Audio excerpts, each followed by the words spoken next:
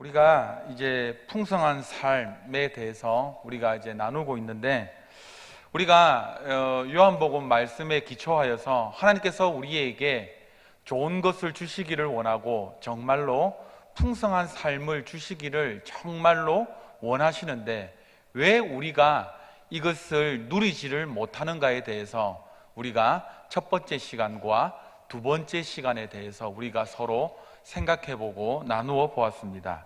그래서 첫 번째 시간에는 정말로 그리스도인이 된다라는 것이 어떤 의미인 것인지, 내가 세례를 받았다라고 해서, 내가 모태신앙이라고 해서, 내가 세례교인이라고 해서 내가 그리스도인이 된다라는 것이 아니라, 진짜 그리스도인의 뜻이 무엇인지를 우리가 일과를 통해서 우리가 확인을 했었습니다.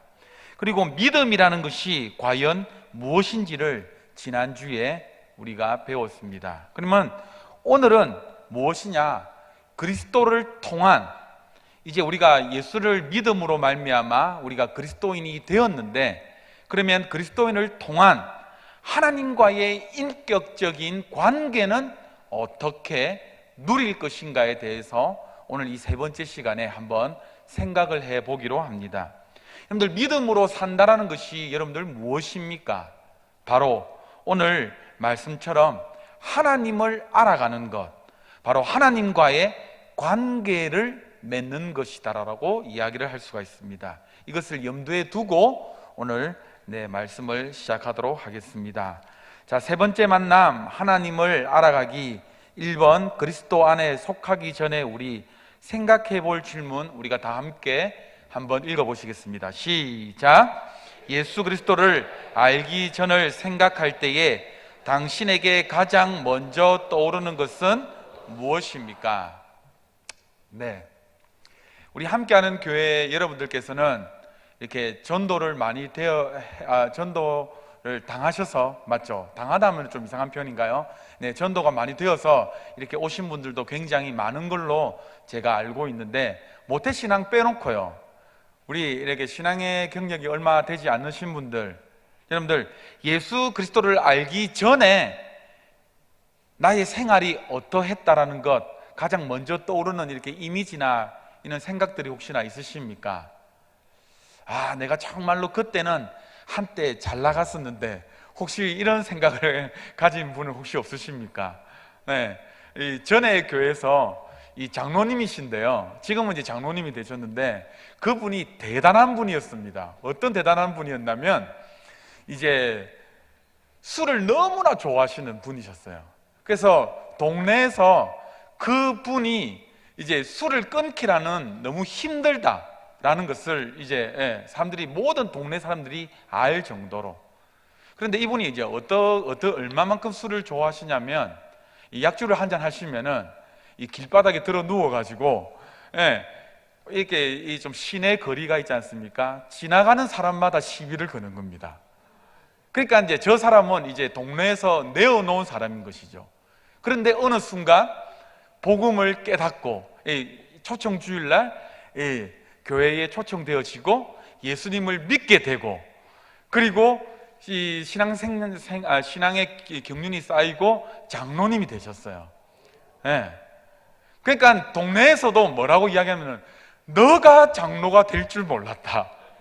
다들 이렇게 이야기하는 거예요.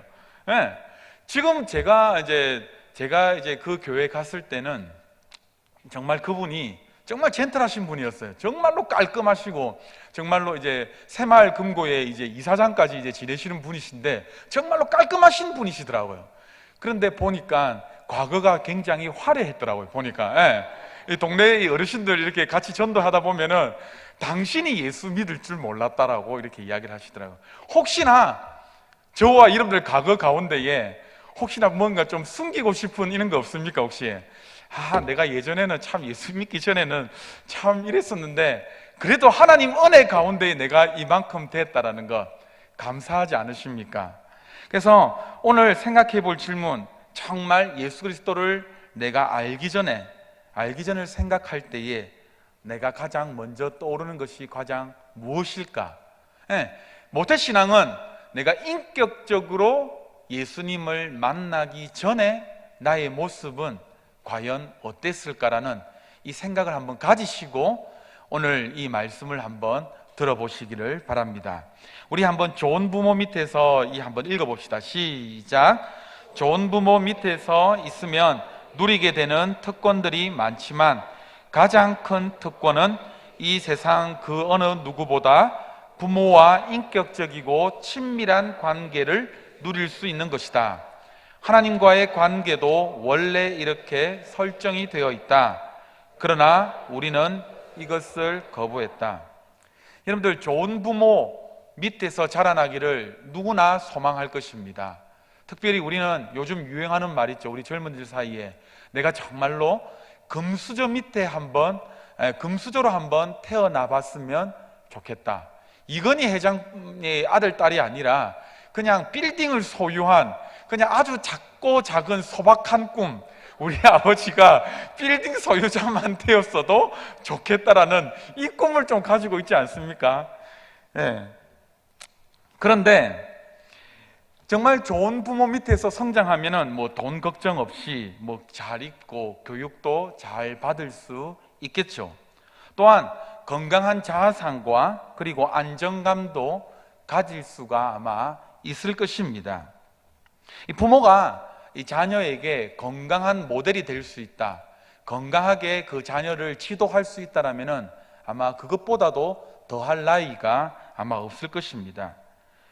그런데 이런 특권 가운데에 부모와 자녀 간의 가장 큰 특권이 무엇이냐라면은 인격적이고 친밀한 관계를 누릴 수가 있다라는 것이죠.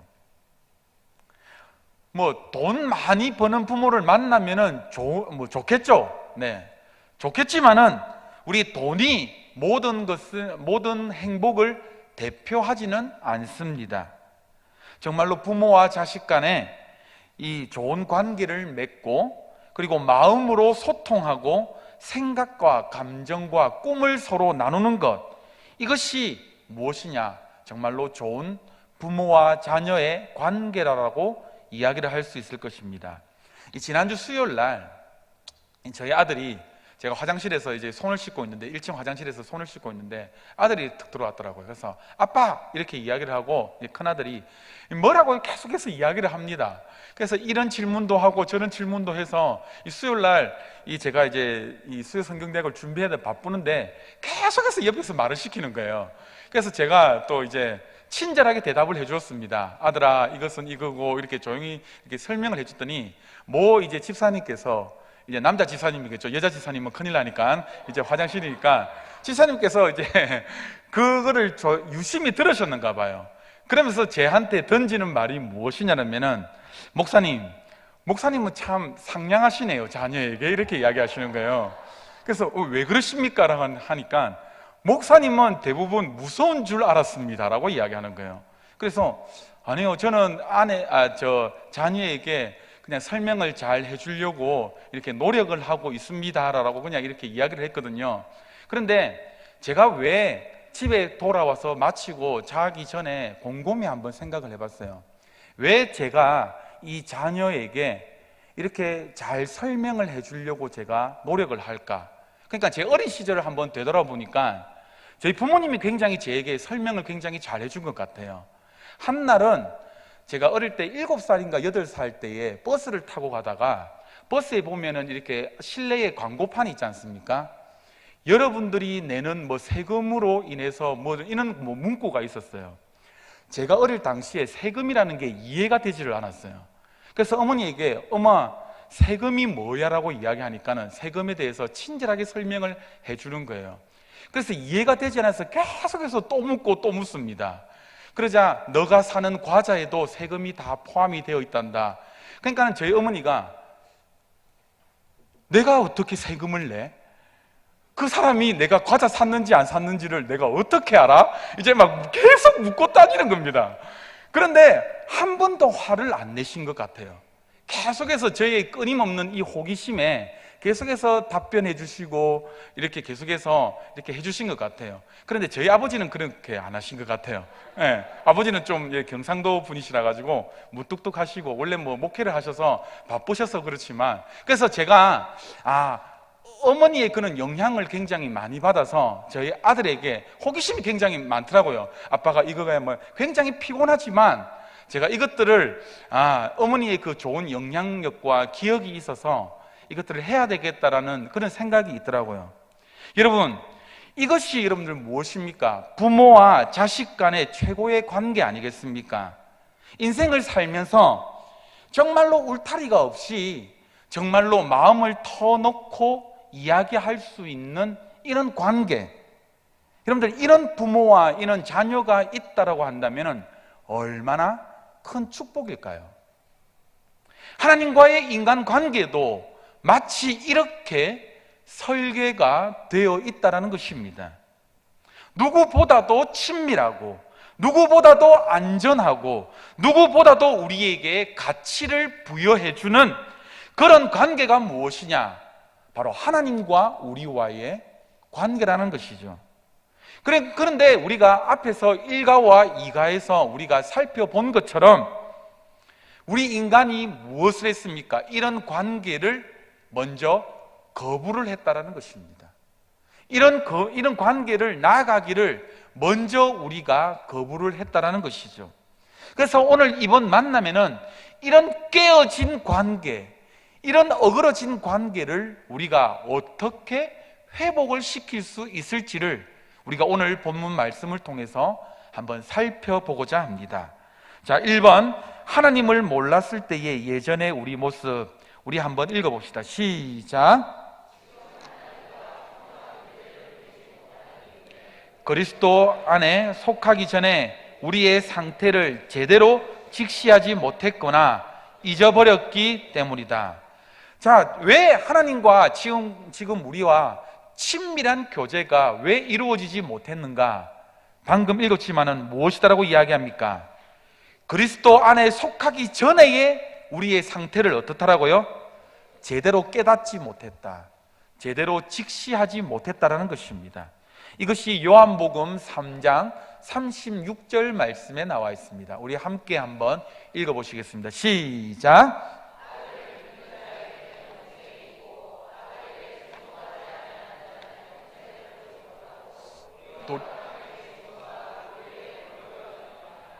아멘. 무엇이다랍니까? 하나님의 진노가 어떻게 되어 있다랍니까? 그 위에 머물러 있다라고 이야기합니다. 또 에베소서 2장 1절부터 3절까지의 말씀을 한번 읽어봅시다. 에베소서 2장 1절부터 3절까지의 말씀입니다. 시작. 그는 허물과 죄로 죽었던 너희를 살리셨도다. 그때에 너희는 그 가운데서 행하여 이 세상 풍조를 따르고 공중의 권세 잡은 자를 따랐으니 곧 지금 불순종의 아들들 가운데서 역사하는 영이라. 전에는 우리도 다 그 가운데서 우리의 육체의 욕심을 따라 지내며 육체와 마음에 원하는 것을 하여 다른 이들과 같이 본질상 진노의 자녀였던. 여기서도 에베소에서 말씀에서 또 무엇이다라고 이야기합니까? 본질상 뭐라고요? 진노의 자녀. 그러니까 날 때부터 무엇이다라고 합니까? 우리가 진노의 자녀, 진노의 자식이라고 이야기합니다. 앞에 본문 요한복음 말씀과 지금 에베소서의 말씀에서 공통적으로 등장하는 단어가 무엇입니까? 진노입니다. 진노. 우리는 보통요, 사람들은 이야기를 할 때에, 하나님의 진노에 대해서 이야기를 할 때에 굉장히 이야기하는 것을 꺼려하는 경우가 굉장히 많이 있습니다. 그리고 또한 우리가 이렇게 반문하는 경우도 있습니다. 하나님은 사랑의 하나님이신데 어떻게 화를 내실 수가 있느냐, 진노를 할 수가 있느냐라고 이렇게 반문할지도 모르겠습니다. 그런데 이러한 진노는요, 하나님의 사적인 감정이기보다는 어떠한 감정이냐면은 우주의 정의가 부인되었을 때에 일어나는 아주 의로운 분노라는 것이죠. 자, 그러면 하나님께서 진노하시는 이유에 대해서 우리가 한번 살펴볼 필요가 있습니다. 자, 하나님께서 진노하시는 이유, 요한복음에서는 한번 읽어봅시다. 시작. 요한복음에서는 그 이유를 아들에게 순종하지 않았기 때문이라고 통찰력 있게 설명을 함. 이것은 우주의 근간이며 중심이신 하나님을 제거해버리고 그 자리에 들어가서 우리 마음대로 사는, 즉 하나님을 향한 반역죄를 저지르는 것과 같아. 요한복음에서 지금 이것을 무엇이다라고 이야기하면, 하나님께서 진노하시는 이유를 무엇이다라고 설명을 하고 있냐면 아들에게 순종하지 않았기 때문이다라고 말씀합니다. 그런데 에베소서에서는요, 이것을 조금 더 풀어서 지금 설명을 하고 있는데, 우리가 아들을 따르지 아니하고 세상 풍조를 따라서 살고 공중의 권세 잡은 통치자, 지금 곧 불순종의 자식들 가운데 작용하는 영을 따라서 살고 있다. 또한 그들 가운데 우리가 육신의 정욕을 따라서 우리가 살고 있다라고 지금 이렇게 이야기를 하고 있습니다. 그러니까 이것이 무엇입니까? 우주를 지금도 운행하고 계시고 이 만물을 지금 통치하고 계시는 이 하나님을 지금 어떻게 해버린다라는 것입니까? 그것을 제거해버리고 그 중심에 누가 들어가 있다는 것이죠? 우리가 들어가 있다는 것. 그러니까 이것이 한마디로 지금 무엇입니까? 반역죄라는 것입니다. 반역죄. 우주의 중심을 흔들어 놓는 것과 같은 바로 반역죄를 우리가 지금 저질렀다라는 것이죠.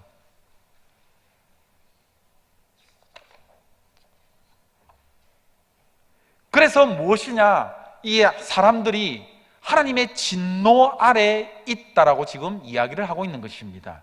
그러면 현재적 심판의 성격에 대해서 살펴보도록 하겠습니다. 현재적 심판의 성격, 시작.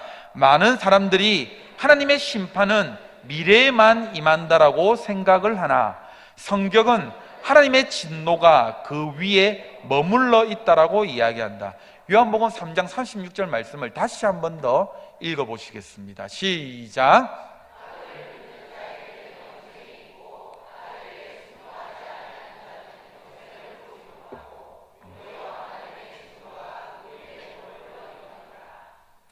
자, 많은 사람들이 또한 생각을 하는 게, 착각을 하는 게 무엇이냐면은 하나님의 심판은 언제 있다라고 생각하는 경우가 많은 줄 아십니까? 예수님께서 재림하실 때에, 양과 염소를 나눌 때에, 그때의 심판이 있다라고 생각을 합니다. 그런데 오늘 요한복음 3장 36절 말씀을 보니까 이미 하나님의 진노가, 심판이 어떻게 되었다라고 합니까?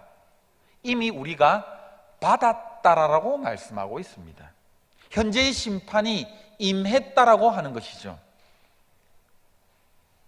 그러니까 예를 들어서 무엇이냐? 하나님의 법도를 무시하는 삶이 어떤지는 우리가 간단한 우리가 삶의 예화를 봐도 우리가 알 수 있습니다. 그것이 무엇이냐라면은 하나님의 만든 법칙 중에 이 만유인력의 법칙, 중력의 법칙이 있습니다. 그것이 무엇입니까? 이 물건을 위에서 여러분들 떨어뜨리면은 어떤 것이죠? 이 물건은 어떻습니까? 반드시 위에서 아래로 떨어지죠. 이 물건은 제가 놓으면 이 물건이 위로 솟구칩니까? 아니죠. 반드시 어떻게 됩니까? 떨어지게 되어 있는 것이죠. 그런데 만약 저도 어릴 때 슈퍼맨의 영화를 보고 2층에서 한번 떨어진 적이 있는데 이 큰일 납니다. 이거 망토 두루쓰고 제가 우산도 한번 해봤거든요. 우산. 우산이 이게 어떤 영화였죠? 이게 우산 펼치면 이렇게 자연적으로 이렇게 막 이렇게 싹싹 내려오는 거. 이 어릴 때 그 만화를 보고 우산 펼치고 내려오다가 죽을 뻔했습니다. 완전 뼈는 안 부러지는데, 만약 이거를 했다고 칩시다. 하나님께서 일반적인 법칙을 이렇게 깨트려 버리고 만약 이런 행동을 했다라고 칩시다. 무엇입니까? 다칠 수밖에 없고 심하면은 어떻게 해요? 목숨을 잃을 수도 있는 경우도 있지 않습니까? 맞죠? 그러니까 우리가 이런 물리적인 법칙뿐만 아니라 우리는 인생을 어떻게 살아야 되는지에 대해서 하나님께서 법칙으로 법도를 만들어 놓으셨다는 것이죠.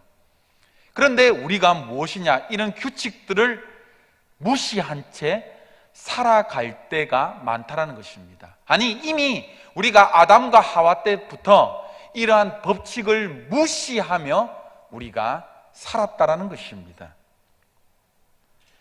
그래서 무엇이냐라면은 하나님의 법칙을 무시하면서 살 때에 우리가 이 인생이 피폐한 삶을 살게 됩니다.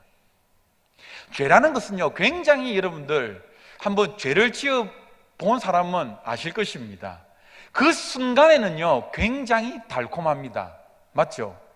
그런데 여러분들 죄를 자꾸 짓게 되면은 하나님 마음을 그리스도인은요, 그 죄를 지을수록 여러분들 아주 쾌재를 부르면서 정말로 스릴을 느끼던가요?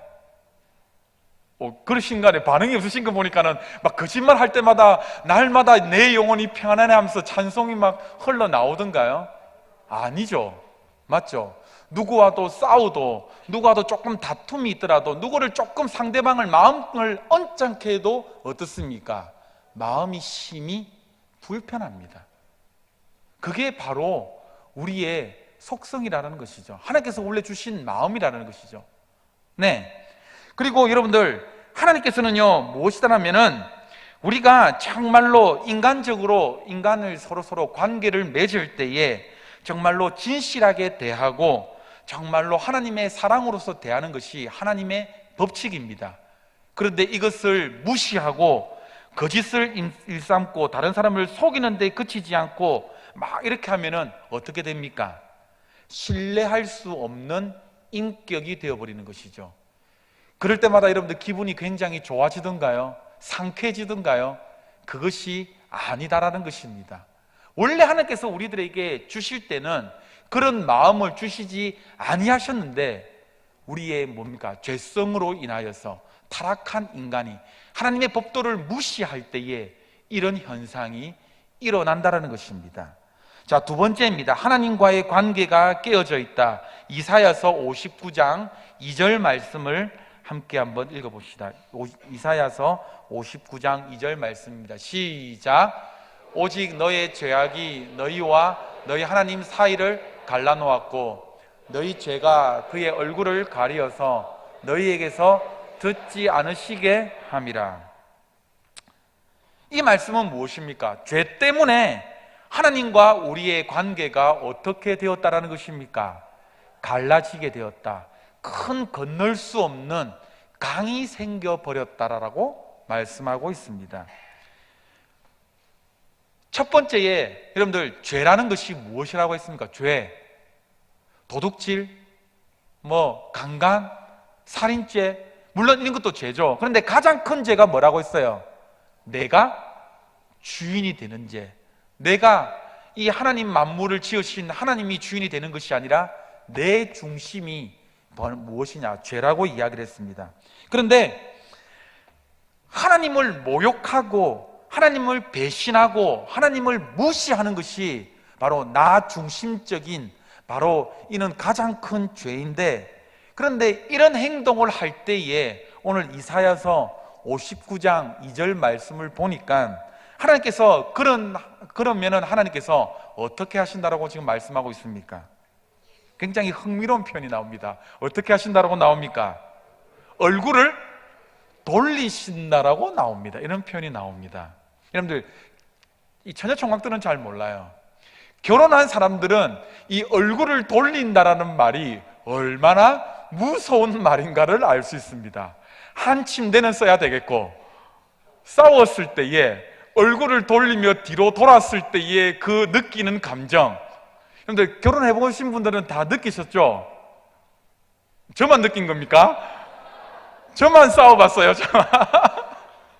특히 신호 때 이거 싸우면요, 이게 토라져 가지고 얼굴 딱 이게 뭡니까? 입을 뒤집어 쓰고 딱 뒤돌아서가 있을 때에 야, 이거 어떻게 다른 방도 갈 수도 없고 이 어떻게 할 수가 없는 거예요. 옆에 침대는 누웠긴 누웠는데 이게 미안하다 하려니까 자존심 상하고. 네. 그러니까 제가 저희 아내랑 싸웠을 때에 또 듣고 있는데 이거 지금 일주일 동안 말 안 해주겠습니다. 일주일 동안. 네. 다행히 한 침대에서 한 방 써서 일주일 동안 이야기한 것이 아니라 제가 신학대학원 다닐 때에 천안에 올라가 버려가지고 월요일날 딱 발발을 해가지고 딱 돌아오는 토요일까지, 금요일 토요일까지 한마디도 안 했어요. 전화도 안 하고. 아내가 그래도 화해하는 차원에서 월요일날 맛있게 밥 먹고 이제 신대원에 가서 열심히 공부하라고 삼계탕까지 딱 끓여놨는데 손도 안 대고 올라가 버렸어요. 독하죠. 네, 딱 차려놓고 화해하자는 의미로 딱 이렇게 뚝배기에다가 딱 맛있게 끓여놓고 갔는데 제가 독한 사람입니다. 그렇게. 그래서 결혼한 사람들은 이 얼굴을 돌린다라는 의미 잘 알 겁니다. 아주 친한 사람, 정말로 친밀한 관계에 있는 사람이 얼굴을 돌린다. 굉장히 심적으로 고통스러운 일입니다. 그 관계가요, 정말로 고통스럽죠. 그런데 여러분들 한번 상상을 한번 해보세요. 하나님이 얼굴을 돌리신다, 등을 돌리신다. 여러분들, 만약 이러한 경험을 했을 때에, 이러한 느낌을 받을 때에 여러분들 정말로 고통받아 보신 적이 혹시 있으세요? 하나님, 왜 이렇게 등을 돌리십니까? 왜 이렇게 관계가 좀 서먹서먹해졌죠? 이렇게 정말로 우리가 고통스럽게 느낀 적이 있냐라고요. 저도 설교를 이렇게 준비하면서 이렇게 한번 제 삶을 되돌아보니까 제 아내하고 싸운 것만큼 잘 이렇게 고통을 잘 못 느꼈더라고요. 물론 고통의 순간들도 있었겠지만. 그러니까 이렇게 우리가 하나님과의 관계가 깨어져 있기 때문에 사람들은요, 고독과 소외와 막막함을 우리가 느끼고 있다는 것이죠. 그래서 우리가 한참, 지금 내가 놓은 이 뚜껑 이거 한참 우리 담임 목사님 이야기 하시잖아요. 이 인간으로 채우는 거, 이 모든 것이 하나님이 중심이 떠나가 버리면 어떻게 됩니까? 다른 것들로 다 채우려고 하잖아요. 예, 이게 우리 인간의 이 본성이지 않습니까? 그래서 우리는 인간은요, 본성적으로 어디인가 미쳐야만 살 수 있는 존재입니다. 예, 어딘가 하나 집중을 해야만 살 수 있는 존재인데, 우리들의 삶을 한번 되돌아보십시오. 내가 어디에 지금 관심을 두고 있는가? 가장 나의 큰 관심이 어디인가? 혹시 주식이십니까? 혹시 부동산 청약이십니까? 아파트 당첨 청약이십니까? 무엇인지는 제가 잘 모르겠지만 여러분들, 나의 가장 큰 관심이 무엇인지를 한번 살펴보시길 바랍니다. 자, 세 번째입니다. 구원의 기쁨을 기억하려면 한번 읽어봅시다. 시작. 살면서 얼마나 하나님을 배반하고 반역했는지를 기억해야 됩니다. 우리가 혹시나 구원의 기쁨을 내가 잊어버렸다, 내가 지금은 옛날에는 참 하나님과의 관계가 기뻤는데 내가 왜 이렇지? 라고 생각하시는 분들이 있다라면 제가 적어놓은 것처럼 무엇입니까? 내가 하나님을 얼마나 지금 배반하고 반역하면서 내가 지금 살고 있는지를 기억해야 된다는 것이죠. 많은 사람들이 이 구원의 기쁨과 구원의 감격을 잃어버린 이유가 무엇이냐라고 하면은, 우리 한번 따라해 봅시다. 과거에 자기가 어떤 존재인지를 잊어버렸기 때문입니다. 매우 매우 중요한 말입니다. 왜 우리가 구원의 감격을 잊어버렸는가? 나 자신이 전에 어떠한 상태인지를 내가 지금 인지를 하지 못했기 때문입니다. 잊어버렸기 때문입니다. 내가 좀 먹고 살만하니까는 과거의 삶이 깡그리채 잊어버렸다라는 것이죠. 하나님께서 여러분들과 저와 여러분들의 삶 가운데서 어떻게 개입하셨는가, 어떻게 이끌으셨는가를 한번 묵상하고 여러분들이 한번 생각을 한번 해보십시오. 그럴 때마다 구원의 기쁨과 구원의 감격이 날마다 새롭게 솟아오를 것입니다. 항상 저희 아버지가 항상 저에게 이렇게 뭐라고 이야기를 하시냐면은, 지금도 아버님을 이렇게 찾아뵐 때마다 뭐라고 이야기하시냐면은, 일하나, 나는 이제 다 살았다. 오래 사실 것 같은데 나는 이제 다 살았다. 계속 이런 말씀을 하십니다. 나는 이제 다 살았다. 죽어도 여한이 없다. 손자까지 다 보고 나는 이제 지금 목회 아름답게 마무리했고 나는 이제 천국 가는 게 나는 소원이다라고 계속해서 말씀하셨는데, 한참 이제 왜 그런 말씀을 하시냐면, 제가 이제 고등학교 1학년 때 94년도 때 제가 제 이 인생에 있어서 제가 가장 추웠던 기억이거든요. 저희 아버지가 이제 그냥 갑상선 암인 줄 알고 그냥 고신의료원에 보건병원에 입원하러 들어가셨는데, 막상 목을 수술을 하려고 열어보니까는 갑상선 암이 아니라 임파선 종양 말기인 겁니다. 그래서 그 이성도 장로님께서 수술을 집도로 하시다가, 굉장히 수술을 잘 하시는 분이에요. 세계로 병원을 창립하신 분이신데, 수술하다가 나오셨어요. 사모님, 장례 준비하십시오. 제가 경험상 몇 개월을 넘지를 못합니다. 6개월을 넘지를 못합니다. 이것은 반드시 제가 경험상 준비하셔야 됩니다. 집에는 청천벽력과 같은 일이 일어났습니다. 제가 고1 때 이제 저희 어머니는 아무 말씀을 안 하셨죠. 눈물만 흘리고 계십니다. 교회는 술렁거리기 시작합니다. 이제 담임 목사님을 어떻게 해야 되냐, 내보내야 되느냐 말아야 되느냐. 그때 고1 때 참 제 마음이 참 어려웠던 것 같아요, 목회자의 자녀로서.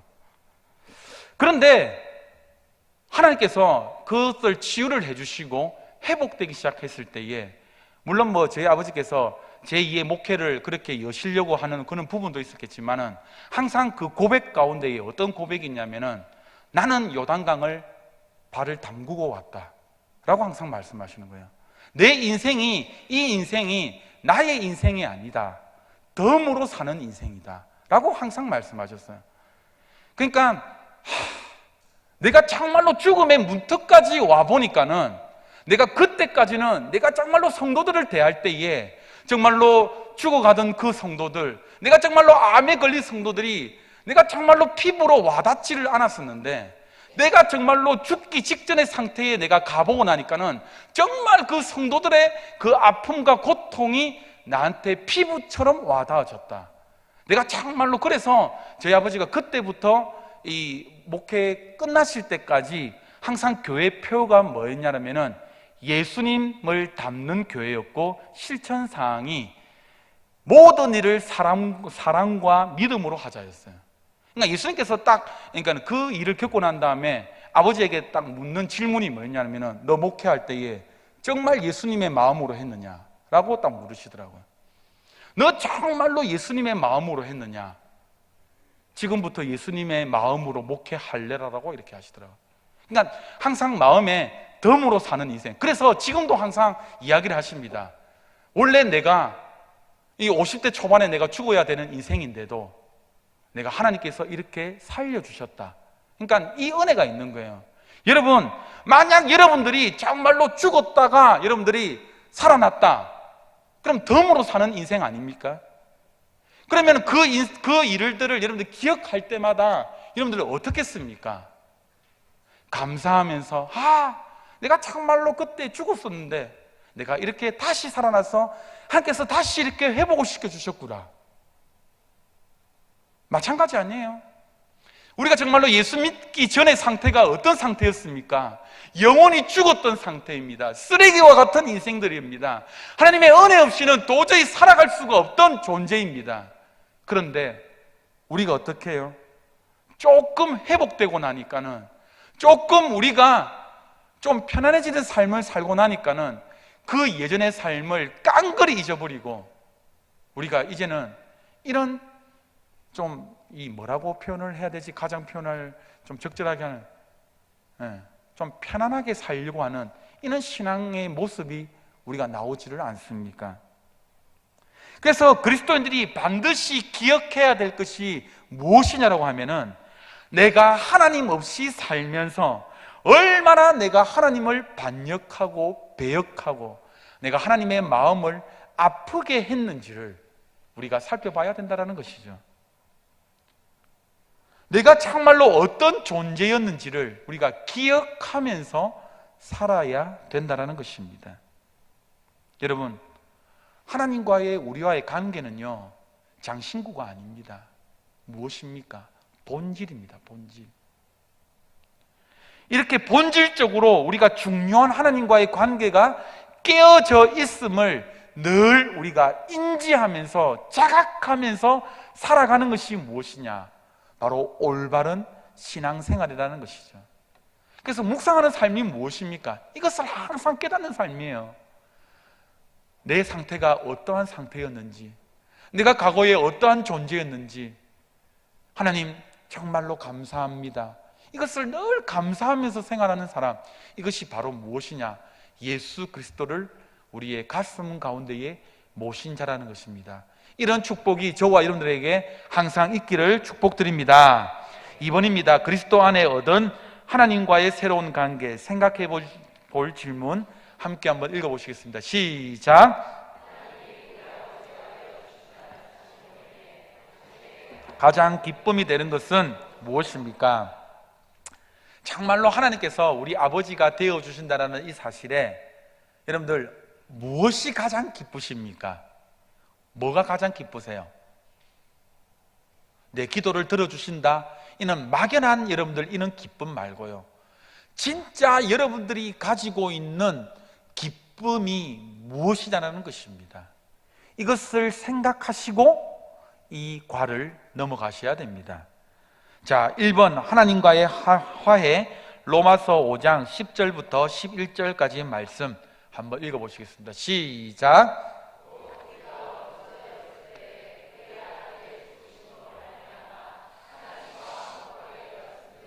화목하게 된 자로서는 더욱 그의 살아나심으로 말미암아 구원을 받을 것이니라.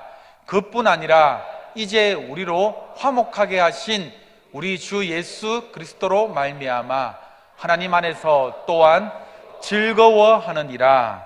아멘. 자, 여러분들 앞에 구절에는 우리를 무엇이다라고 이야기했습니까? 진노의 자식이라고 이야기했습니다. 하나님의 원수였다라고 표현하고 있습니다. 그런데 그 아들이 지금 죽으심으로 말미암아 어떻게 되었다라고요? 화해가 되었다라고, 화목하게 되었다라고요. 네. 그런데 중요한 게 있습니다. 여기서 굉장히 중요한 여러분들 교리가 있습니다. 우리가 먼저 화해를 요청한 게 아닙니다. 무엇입니까? 우리 쪽에서 무엇을 해서가 아니라 하나님께서 먼저 우리를 어떻게 해요? 찾아오시고 자신의 독생자를 희생시키셔서 먼저 화해의 길을 열어주셨다는 사실이 바로 중요합니다. 이것이 바로 은혜라는 것이죠.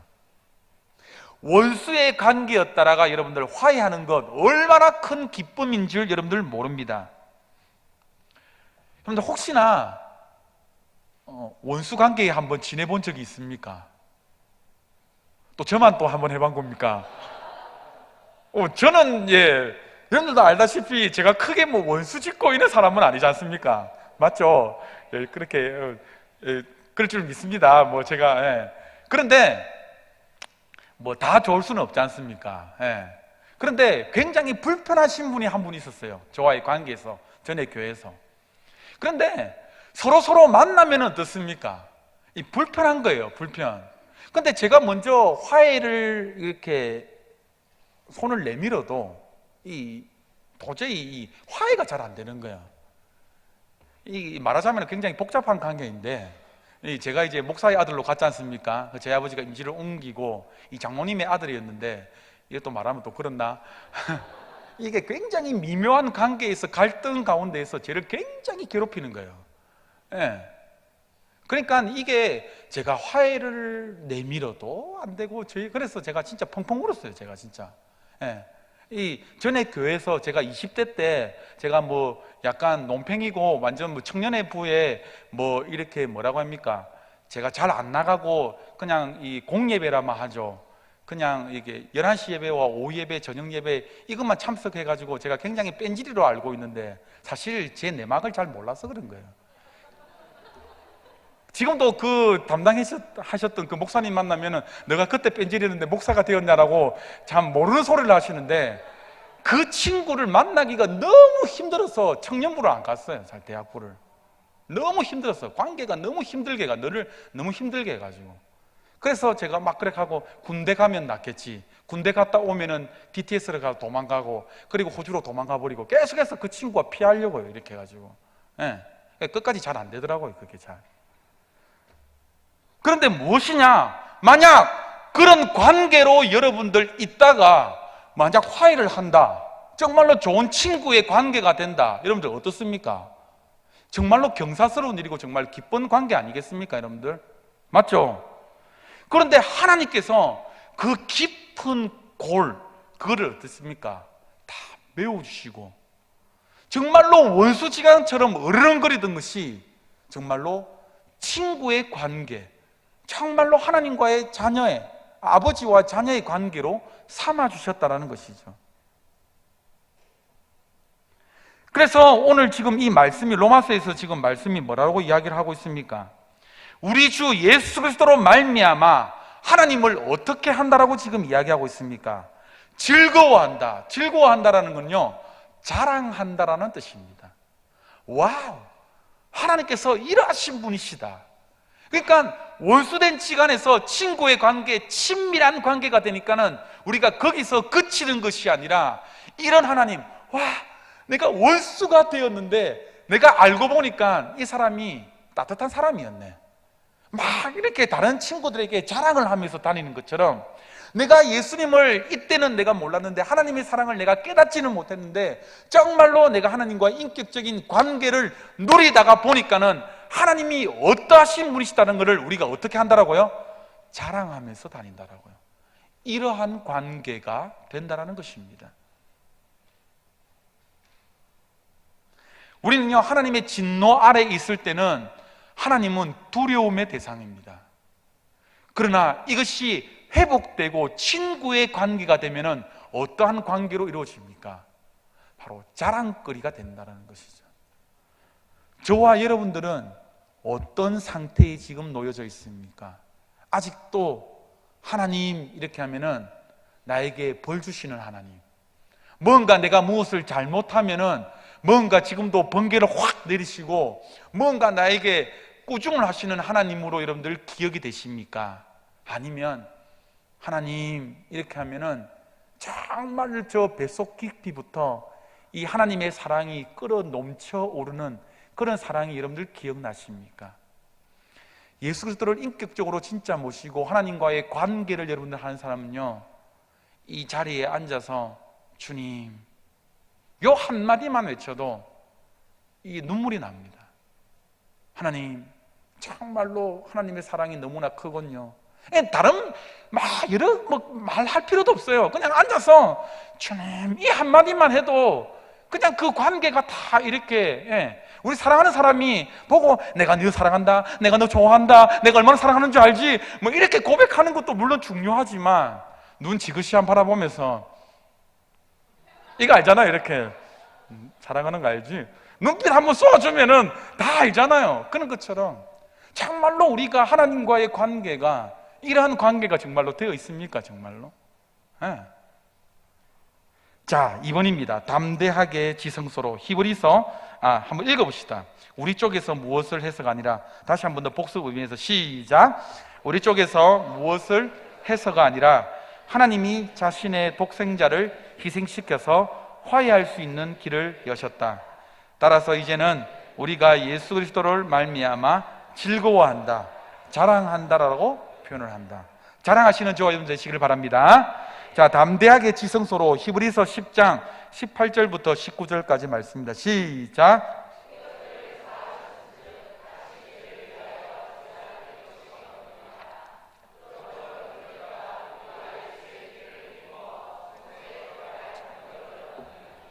자, 다시 한번 따라해 봅시다. 그러므로 형제들아, 우리가 예수의 피를 힘입어 성소에 들어갈 담력을 얻었나니. 아멘. 여러분, 이 구절은요, 이 구약을 배경으로 하고 있죠. 여러분들 다 잘 알고 계실 것입니다. 구약에서는 사람들의 죄를 사하기 위해서 어린 양을 바치고 비둘기를 바치고 제사법, 여러분들 설명을 안 해도 잘 알고 있을 것입니다. 대제사장이 1년에 한 번 들어갈 수 있는 곳, 지성소, 여러분들 다 알고 계실 것입니다. 그런데 여러분들 무엇입니까? 이제는 만인의 제사장이 되었다라는 것이죠. 예수 그리스도께서 이 땅에 오심으로 말미암아 우리의 모든 죄를 사해 주심으로 말미암아 무엇입니까? 이제는 그 지성소에 나아갈 힘을, 담력을 어떻게 했다라고요? 얻었다라고요. 여러분들 휘장이, 여러분들 예수님께서 모든 것들을 내가 다 이루었다라고 마지막에 십자가에서 그 말씀을 하실 때에 휘장이 여러분들 어디서부터 찢어졌습니까? 위에서부터 아래로 찢어졌습니다. 여러분들 휘장이 여러분들 얼마나 두껍게 여러분들 됐다면은 말이 서로 7마리가 서로 끌어도 찢어지지 않을 만큼 여러분들 두꺼운 여러분들 휘장입니다. 제가 저번에 한번 설명을 드렸었는데 저 평택에 있잖아요. 평택에 그 성막을 1대1로 그 지어놓은 곳에 제가 가보니까 그 휘장을 여러분들 1cm로 이렇게 꼬았어요. 1cm로 다 따가지고 틀을 짠다라고 해야 됩니까? 실 가지고 이 여전도에서 시간을 두고 아침 9시에 출근, 오후 6시에 퇴근, 이렇게 해가지고 전도대가 여성교에서 돌아가면서 했는데 몇 년 걸린 줄 압니까? 3년 넘게 걸렸습니다. 1cm를 짜는데도 그만큼 힘들다라고 하더라고요. 그런데 그 휘장이 여러분들 보통 몇 cm인 줄 압니까? 5cm라고 합니다. 그 정도로 두껍다라고 합니다. 그런데 그 휘장이 어떻게 해요? 위에서부터 아래로, 사람으로서는 도저히 찢을 수가 없는 거예요. 그러니까 하나님께서 무엇입니까? 새롭고 산 길, 하나님께로 나오는 길을 어떻게 됩니까? 예수의 피로 말미암아 열어주셨다라는 것이죠. 담대하게 우리가 정말로 이것을 믿고 있냐라는 거예요. 감히 하나님을 아버지라고 부를 수 없는 존재입니다. 우리가 교회에서 아버지, 우리가 너무나도 당연하게 우리가 지금 듣고 있으니까는 우리가 너무나 당연하게 여기지만은 우리가 어떻게 이 만물을 지으신 이 하나님을, 창조주 하나님을 어떻게 감히 아버지라고 부를 수 있습니까? 그런데 왜요? 자녀이기 때문에, 친구이기 때문에 무엇입니까? 아버지라고 부를 수 있다는 거죠. 우리는 죽었던 존재인데 그 예수의 피로 말미암아 그냥 들어가는 것도 아니고 담대하게, 이 원의 뜻은 뭔지 압니까? 뻔뻔스럽게, 아주 당당하게 들어간다는 뜻입니다. 자녀가 딱 그렇잖아요. 지금 딱 유치원 때 지금 이제 이번 주 토요일이 저희 큰 아들 생일인데 맡겨놓은 듯이 지금 선물을 요구합니다. 굉장히 뻔뻔해요. 지가 내한테 해준 거는 뭐가 있냐라고. 벌써부터 자기가 달력에 미니 생일 딱 적어놓고 하트표 딱 해난 다음에 아빠 이 날짜 꼭 기억해, 케이크도 사야 되고 자동차도 사야 되고 뭐도 사야 되고 요거 사항이 굉장히 많습니다. 왜 그렇습니까? 자기는 당연한 꼴인 줄 알죠. 나왔으니까 저도 할 말 없습니다. 항상 했을 때에 저희 아버지가, 보통 어른들 옛날에 말 안 들으면 뭐 합니까? 제가 돈 달라 할 때, 자 지금부터 숙박비 계산한다, 밥값 계산한다. 저희 아버지 항상 이랬거든요. 숙박비 하루에 얼마고, 너를 20년 동안 키운 등록금이 얼마고부터 계산하면은 제가 항상 이렇게 저희 아버지한테 이야기하는 거, 나왔으면 책임을 지라 이러면 막 그렇게 이야기를 했었는데, 네, 맞는 거죠. 나왔으니까 책임을 지는 것이고, 그 자녀는 뻔뻔하게 요구할 권리가 있는 것입니다. 마찬가지로 우리가 하나님 앞에 이러한 뻔뻔함으로 하나님의 자녀된 신분으로서 당당하게 무엇입니까? 요구할 권리가 있다는 것이죠. 근데 우리가 기도할 때에 항상 어떻게 기도해요? 주시겠습니까, 하나님? 괜찮겠습니까? 항상, 물론 좋은 거 주신다는 것은 알고는 계신데 항상 우리가 의심이 하도 많아요. 물론 저도 그렇고요. 그런데 오늘 말씀에서는 뭐라고 이야기합니까? 담대함으로 나아가는 복을 우리에게 어떻게 해줬다고요? 주셨다라고요. 이러한 복이 저와 여러분들에게 함께 있기를 바랍니다. 세 번째로는요, 두려움 없습니다. 요한 1서 4장 18절 말씀입니다. 시작.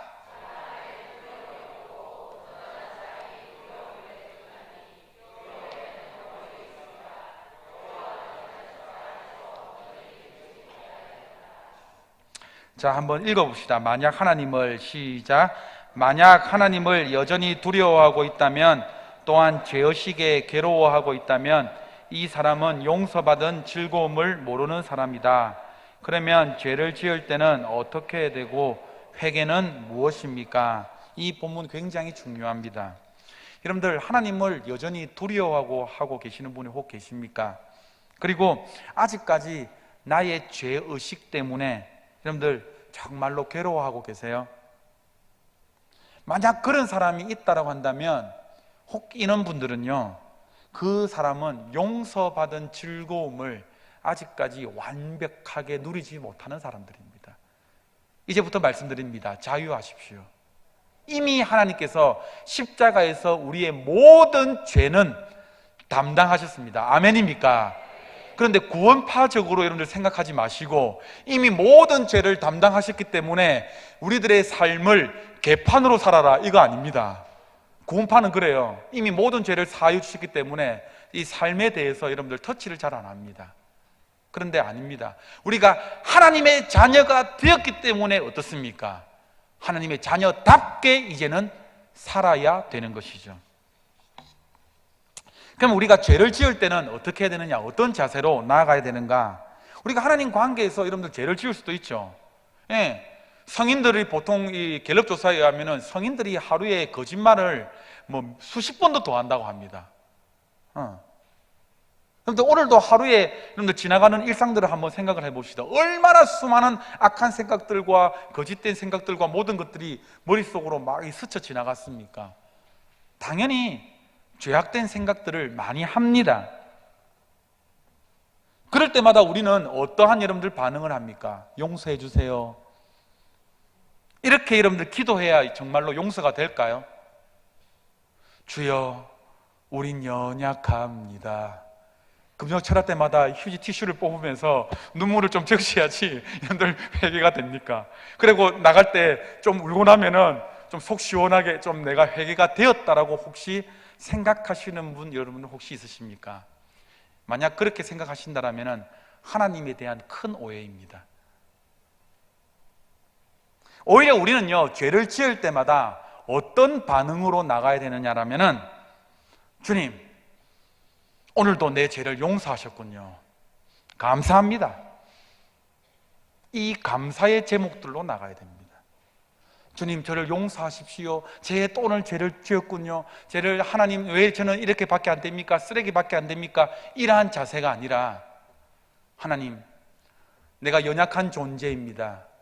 그러나 하나님 또한 이런 나를 보시고 하나님 나를 또한 자녀를 삼아주시고 또한 감사해서 또한 계속해서 하나님 나를 이끌어 가주신 것 정말로 감사합니다.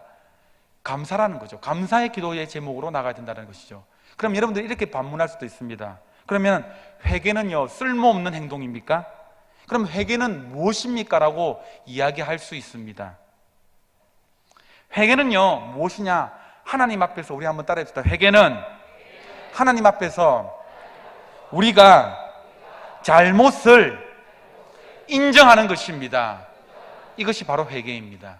잘못은 인정하십시오. 그런데 꼭 우리가 신앙생활 하다가 후회와 회개를 혼돈하는 경우가 있습니다. 우리는 가끔 가다가요, 금요 철학 때마다 기도회 때마다 자꾸 후회를 합니다. 내가 왜 그런 죄를 지었을까? 내가 왜 자꾸 그런 죄에 빠졌을까라고 계속 울다만 갑니다. 그렇고 우리는 회개했다라고 생각합니다. 아니요.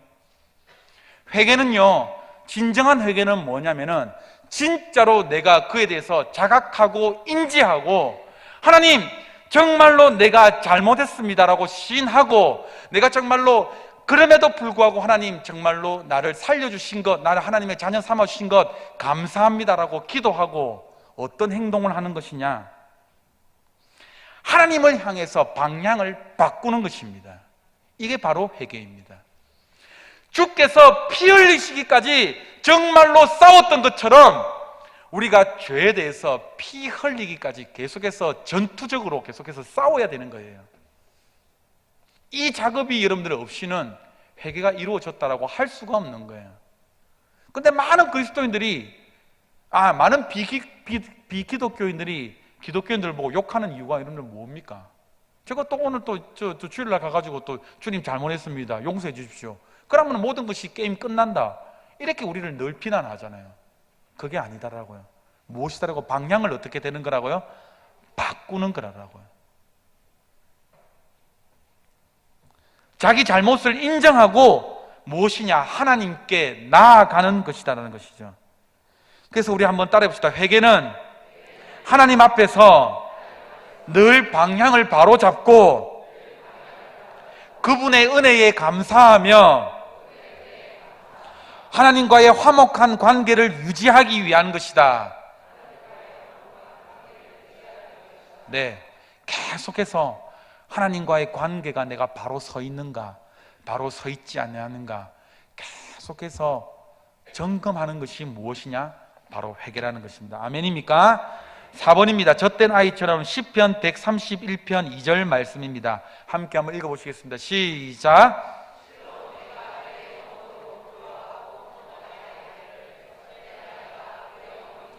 있음 같게 하였나니 내 영혼이 젖된 아이와 같도다. 여러분들, 여기서 젖된 아이라는 것은요, 젖을 다 먹고 난 다음에 엄마 품에 안겨 있는 아이를 뜻하는 것이 아니라 젖을 뗀 아이, 약 3세, 4세 정도의 아이를 이야기하는 것입니다. 아이를 키워보신 분은 여러분들 아시겠지만, 한참 여러분들 젖을 먹을 때나 안 그러면 분유를 먹을 때에 아이들이 어떻습니까? 저는 죽겠더라고요. 1시간 반마다 먹는다고, 뭡니까? 우유 달라고, 맞죠? 하면은, 저희는 이제 모유를 한 달밖에 안 먹였거든요. 이 젖이 잘 안 모유가 잘 안 나와가지고, 이제 분유로 이렇게 갈아탔는데, 이 분유를 먹이면은, 뭐냐 하면, 트림을 반드시 시켜야 되잖아요. 이게 트림을. 그러면 자면서, 이게 먹성이 워낙 좋아가지고, 임마들이, 1시간 반만씩 먹으면은 한 20분 먹고, 그러니까 거의 1시간마다 자면서 트림 시키고 또 재우고 또 재우고, 이게 밤에 거의 뜬 눈으로 세우는 거예요. 이게 거의 난 도저히 안 되겠다 싶어가지고 옆방으로 도망쳤는데. 그러니까 왜 여기서 이러면 또 점수가 또 깎이는 겁니까? 또 저는 그런 사람입니다. 하여튼 그런데 왜 여기서 이 말씀에서 젖된 아이라고 이런 표현을 했을까요? 그러니까 아이는요, 엄마 품에 잘 안겨 있다가도 배가 고프면은 왕왕 하고 울지 않습니까? 맞죠? 배고파서 울 때는 아주 필사적입니다. 그런데 이게 울 때가 특징이 뭐냐면은, 내가 이제 배고파서 죽겠구나라는 이 필사적인 이 의무감으로 막 이렇게 운다라고 합니다. 그런데 젖을 여러분들 뗄 시점에서는 여러분들 어떻습니까? 이 텀이 좀 길지 않습니까? 맞죠? 바로 이것처럼, 그리고 엄마 품에 안겨가지고 자면은 어떻습니까? 새근새근하고 굉장히 평온한 상태입니다. 바로 젖된 아이가 엄마 품에 안겨서 굉장히 평온한 그 상태, 그것이 무엇이냐? 그리스도인이 영적인 상태, 진짜 하나님을 만난 상태가 바로 이러한 상태가 되어야 된다는 것이죠.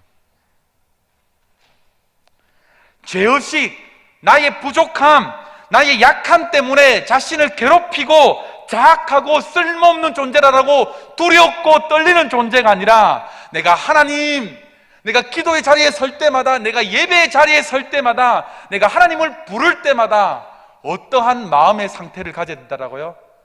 편안한 상태. 정말로 세상이 줄 수 없는 그 기쁨과 그 평안의 상태를 맛보아야 된다는 것입니다. 언제? 예배 때, 하나님을 만날 때에, 일상 속에서.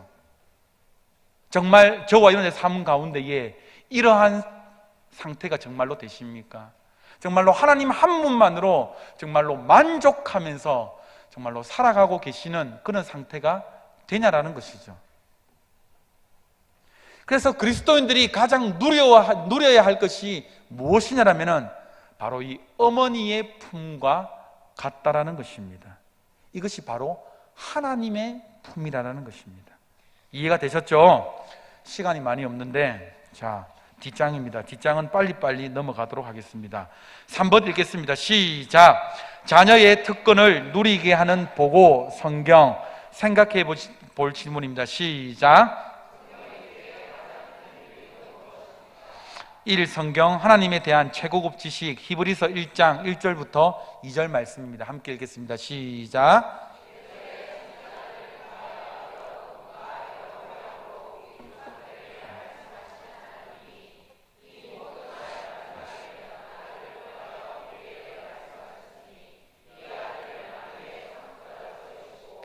또 그로 말미암아 모든 세계를 지으셨느니라. 아멘. 그리스도인의 모습이 방금 전에 제가 뭐라고 이야기했습니까? 젖된 아이처럼 편안한 상태라고 이야기했지 않습니까? 그러면 그 젖된 아이가 어머니 품에서 있을 때에 무엇을 여러분들 배웁니까? 도리도리, 잼잼, 까꿍 뭐 이런 것들을 이제 하나 둘 배워가는 시작하는 것이죠. 맞죠? 그리고 어머니와의 교류가 이루어지기 시작합니다. 우리도 마찬가지죠. 그리스도의 품에 안긴다, 안식을 누린다, 평안함을 누린다 했을 때에 정말 젖된 아이처럼 그리스도 품 안에 있다라고 할 때에 아버지를 알아가기 시작합니다. 자녀가 누리는 가장 큰 특권이 무엇이냐? 부모님을 알아가는 것이죠. 나의 부모님이 어떠하신 분이신가를. 그런데 우리가 수없이 자상을 할 때마다 참 힘든 게 뭐냐면은 우리 앞에 생기는 장애물. 어머니에 대해서는 대체적으로 좋은 반응입니다. 맞죠? 그런데 우리가 생각할 때에 아버지에 대한 이 단어를 탁 떠오르면은 왠지 모를 부담감, 이는 선입견이 있습니다. 저도 마찬가지고요. 이 아버지와 아들의 관계는 참 미묘한 이 갈등의 관계가 있는 것입니다. 특히 한국에서는 이 유교의 영향으로 이 아버지들이 이 자신의 감정을 표현하는 것이 굉장히 서툴죠. 그러니까 저도 그거를 안 하려고 굉장히 부단히 노력합니다. 좋은 아빠가 되어 주려고요. 막 집에서는 제가 허리가 다 끊어질 정도로 두 아이를 태우고 막 무릎이 다 까질 정도로 막 이렇게 막 말 돼가지고 막 진짜 거의 미친 척 합니다. 완전 진짜 이렇게. 예. 그렇게 하는데 우리가 대부분 하나님 아버지라고 이렇게 이야기할 때에 거리감이 생기는 경우가 굉장히 많다라는 것이죠. 그래서 모 신학자는요, 하나님을 아버지라고 부르는 것만큼 고통스러운 일이 없다라고까지 이렇게 이야기합니다. 그런데 무엇이냐? 이 성경이 우리가 비록 육신의 아버지는 그러한 아버지인 줄 모르겠지만 이 성경 말씀에는 여러분들 어떻습니까? 하나님 아버지가 어떠하신 분이신가를 최고로 잘 설명을 해 놓았다는 것입니다. 근데 성경이 만약에 없다라고 한다면 하나님 아버지에 대해서 어떻게 설명을 할 수가 있을까요? 하나님이 나의 아버지가 될 수가 있고 그 하나님이 나를 사랑한다라는 그 근거가 어디에서부터 나올 수가 있냐라는 것입니다. 여러분들 이 성경책이는요, 하나님에 대한 정보를 담고 가장 정확하게 담고 있는 이 책입니다. 성경을 통해서만 하나님을 알 수 있습니다. 여러분들 불교, 다른 이런 사상들도 매우 훌륭하지만 기독교와 다른 점이 있는 게 무엇이냐라면은 다른 종교는요 무엇이냐? 우리가 하나님을 신을 찾아가야 됩니다. 그런데 기독교는 무엇입니까? 하나님께서 우리에게 말씀해 주셨다라는 것입니다. 이 성경이 얼마나 귀한 말씀인지 하나님께서 오늘도 우리에게 말씀하고 있는데 우리가 얼마나 소홀히 지금 행하고 있습니까?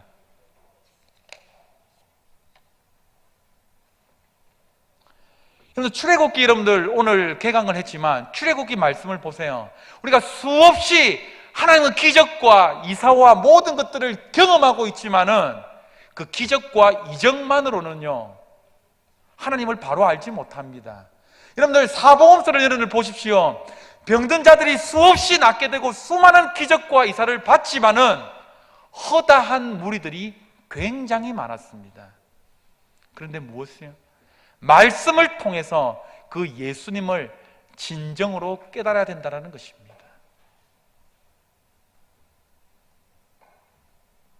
여러분들, 우리 한번 따라해 봅시다. 예수 그리스도를 통해서 하나님 아버지를 알 수 있습니다.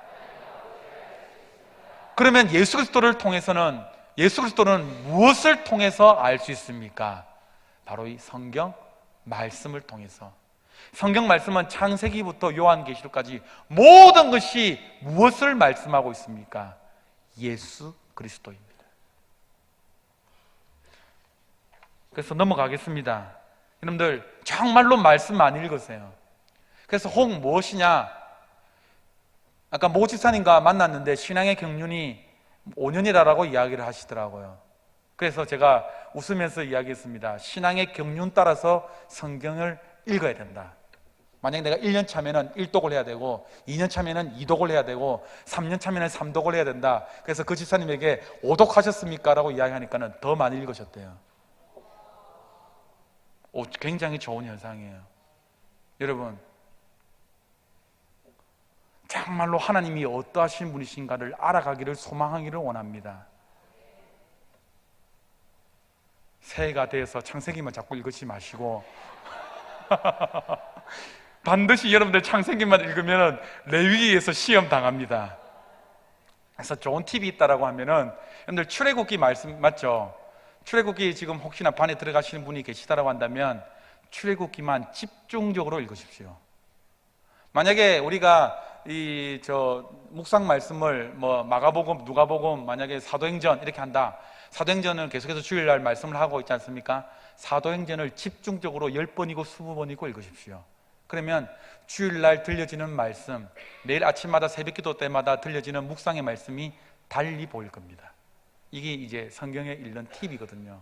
그래서 계속 우리는 창세기부터 읽어야 된다, 마태복음부터 읽어야 된다, 이런 강박관념을 좀 내려놓으시고, 항상 제가 성경책을 많이 줍는데 항상 보면은 창세기부터는 줄이 막 꺼져가 있어요. 그 뒤로부터는 계속 깨끗합니다. 네, 그래서 뒤에서부터 많이 읽으시길 바랍니다. 자, 성경 우리 자신에게 주시는 말씀 한번 히브리서 4장 12절 말씀 읽어보시겠습니다. 시작.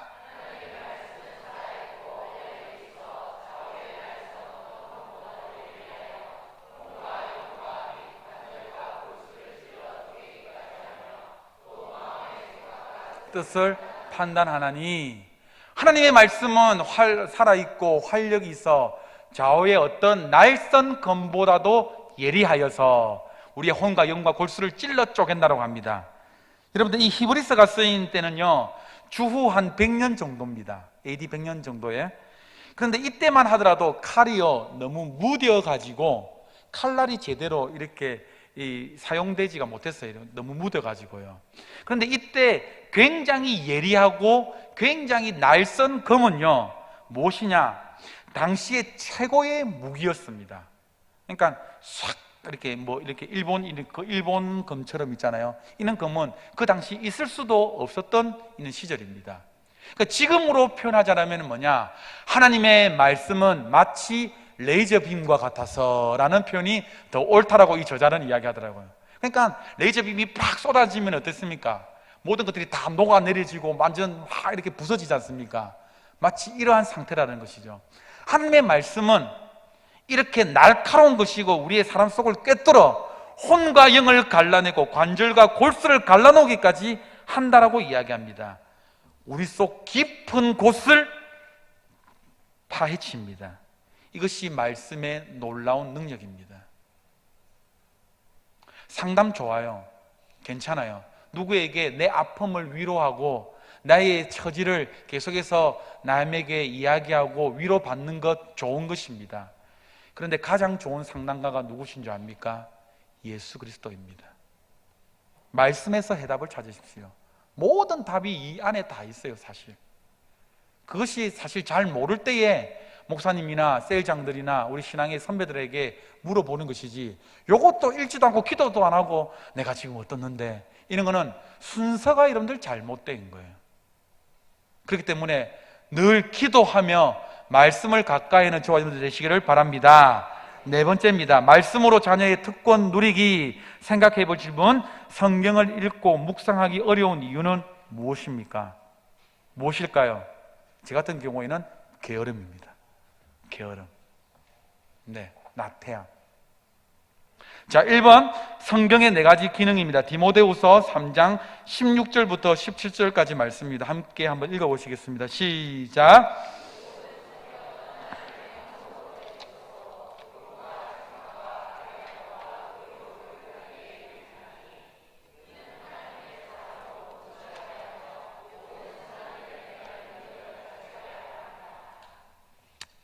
자, 네 가지의 기능이 있는데 무엇입니까? 교훈과 책망과 바르게 함과 의로 교육하는 것. 이 도표는요, 이 내비게이터 선교서에서 이 유명한 말씀으로 이 그림 도표를 그리는 것이거든요.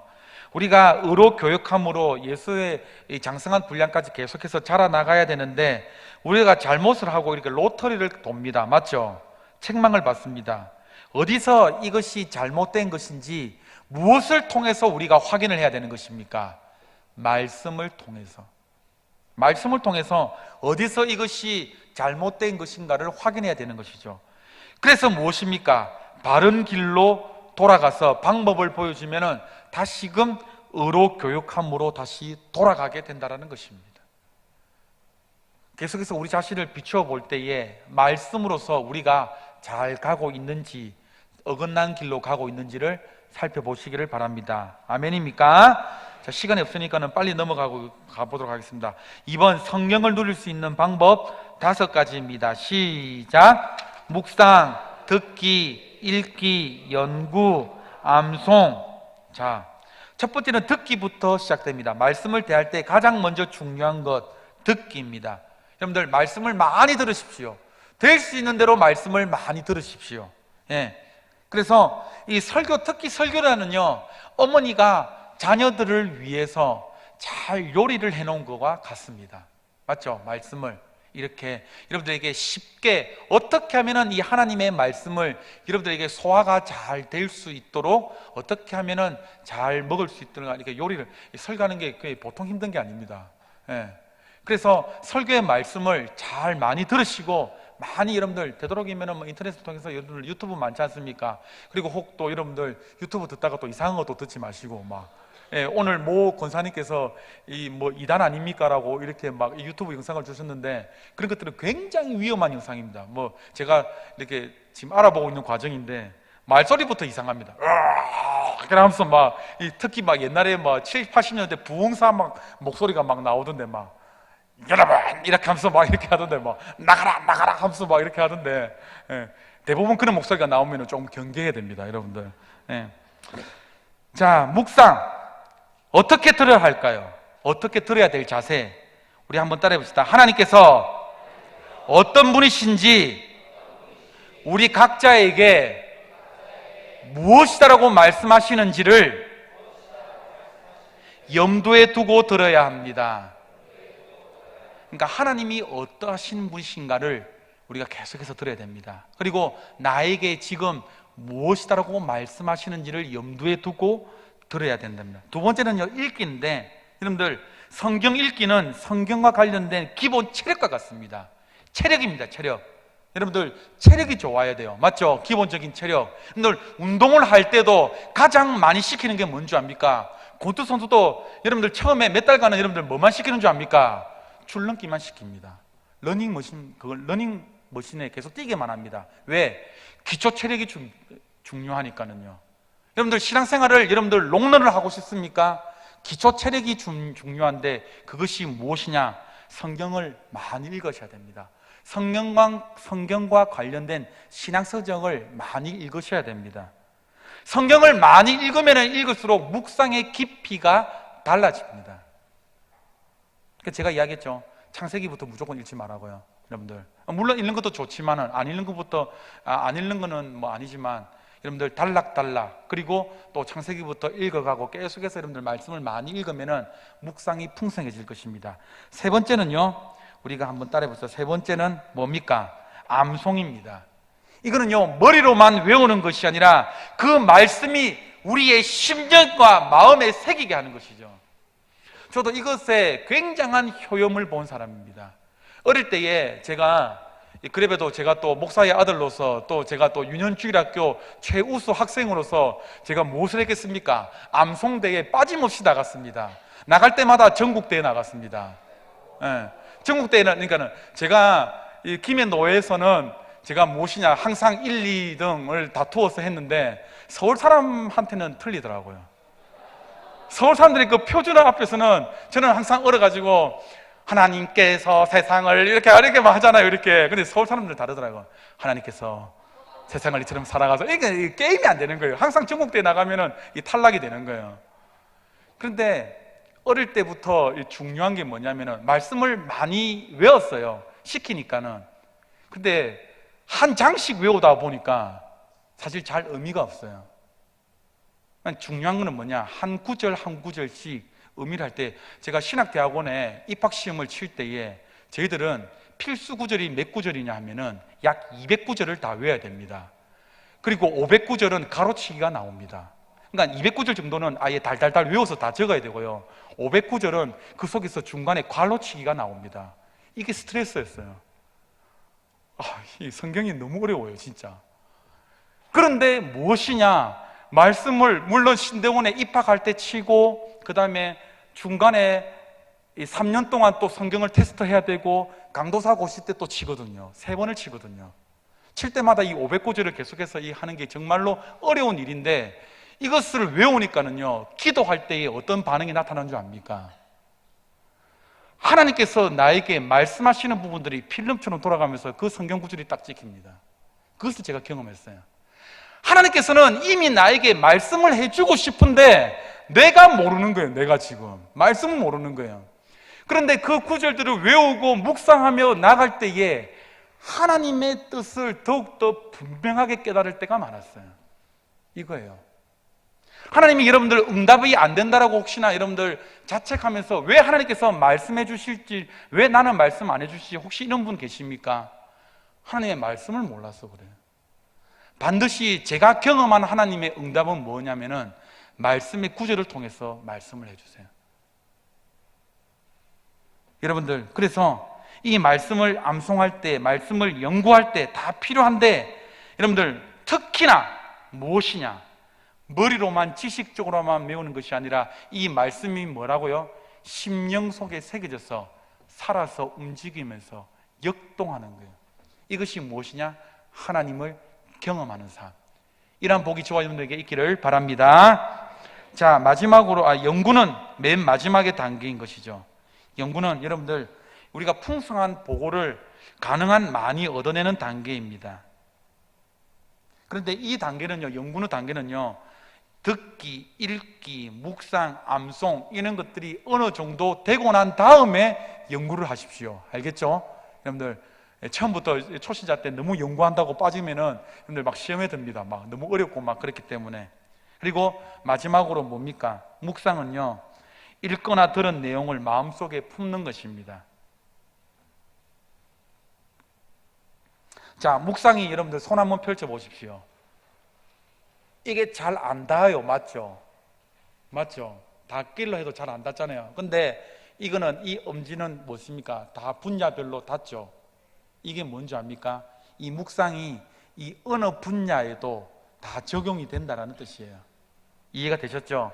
묵상이 엄지인 이유가 무엇이냐면은 말씀을 읽을 때도, 말씀을 들을 때도, 말씀을 암송할 때도, 말씀을 연구할 때도 무엇이 필요하다는 것입니까? 묵상이 필요한. 아까 담임 목사님께서도 언급하셨지만은 하늘을 볼 때도, 자연 만물에서도 우리가 무엇을 할 수가 있다는 것입니까? 묵상을 할 수가 있다는 것입니다. 자, 말씀을 맺겠습니다. 여러분들, 우리가 하나님을 가까이 하는 것, 말씀을 가까이 하는 것, 의무가 아닌 특권입니다. 자녀가 되는 특권입니다. 심이 아니라 정말로 하나님을 가까이 하면서 사랑하면서 자연스럽게 나오는 행동임을 여러분들 잊지 마시기를 바랍니다. 그래서 하나님과 친밀한 교제를 누리는 방법은 무엇이냐? 내가 전에 어떠한 상태인가를 어떻게 해요? 정말 철저하게 깨닫고, 그 철저하게 깨닫음으로 말미암아 하나님 말씀을 가까이 하는 것이 바로 여러분들 참된 그리스도인의 삶이라는 것을 오늘 믿으시기를 바랍니다.